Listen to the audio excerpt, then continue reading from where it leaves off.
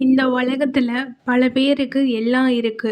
ஆனா மனசுக்குள்ள ஒரு சின்ன வெற்றிடம். அந்த வெற்றிடத்துக்கு பெயர் தெரியாது. ஆனா அது மனச எப்பவும் கனமா வச்சிருக்கும்.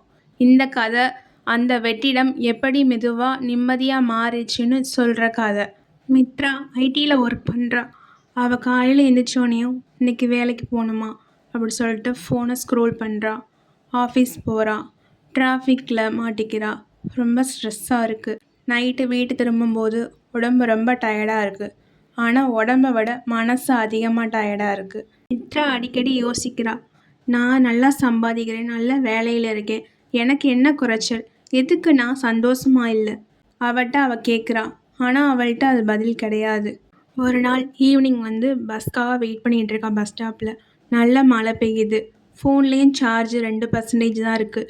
நெட்வொர்க்கும் ஸ்லோவாக இருக்குது. அந்த நிமிஷம் மித்ரா யோசிக்கிறா, எல்லாமே எனக்கு சரியாக நடக்கலைன்னு. அப்போது பக்கத்தில் ஒரு வயசான அம்மா நிற்கிறாங்க. சின்ன துணி மூட்டை வச்சுக்கிட்டு. அவங்க மழையில் நனையாத அவங்க அழகான முகம். அவங்க அழகாக சிரிச்சுக்கிட்டு சொல்கிறாங்க, மழை நல்லதுமா. மித்ரா திரும்பி பார்க்குறா.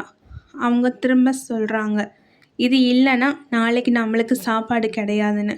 அந்த வார்த்தை ரொம்ப எளிமையாக சொன்னாங்க. மித்ரா ஒன்றும் பேசலை. ஆனால் அந்த சென்டென்ஸ் அவள் மனசுக்குள்ளே மெதுவாக பதிஞ்சிருச்சு. அந்த அம்மா சொல்கிறாங்க, டீ குடிக்க போவோமான்னு. 2 பேரும் சின்ன டீ கடைக்கு போகிறாங்க.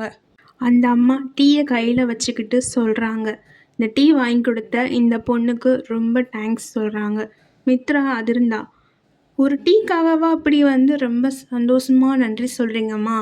அந்த அம்மா சிரிச்சுக்கிட்டே சொல்கிறாங்க, நமக்கு கிடைக்கிற ஒவ்வொரு விஷயமும் சின்னதோ பெருசோ தெரிலம்மா.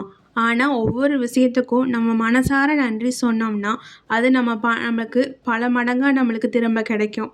அந்த நிமிஷம் மித்ரா புரிஞ்சுக்கிறா. அந்த இரவு மித்ரா தூங்கலை. ரூம் சைலண்ட்டாக இருக்குது. அவள் டைரி எடுக்கிறா. அதில் எழுதுறா, இன்றைக்கி நான் நன்றி சொல்கிறேன். ஒவ்வொரு லைனாக.